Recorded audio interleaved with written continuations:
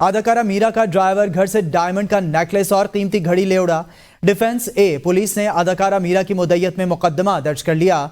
Police के मुताबिक driver ने घर से 80 लाख के डायमंड और 20 लाख की घड़ी चोरी की। अदाकारा मीरा का कहना है कि चोरी की गई घड़ी में भी हीरे जड़े हुए थे। चोरी की वारदात के वक्त मैं घर पर मौजूद नहीं थी। अपडेट करें आपको कि पाकिस्तान की अदाकारा मीरा के घर डकैती की वारदात हुई है। मीरा के मुताबिक उनका ड्राइवर उनका डायमंड नेकलेस और घड़ी चोरी करके ले गया है। लाहौर में अदाकारा मीरा का ड्राइवर घर से डायमंड का नेकलेस और कीमती घड़ी ले उड़ा। डिफेंस ए पुलिस ने अदाकारा मीरा की मुद्दत में मुकदमा दर्ज कर लिया है। इस पर मजीद तफसीलात जानेंगे नादिर चौधरी से। नादिर चौधरी, डिफेंस ए में अदाकारा मीरा के घर डकैती हो गई है।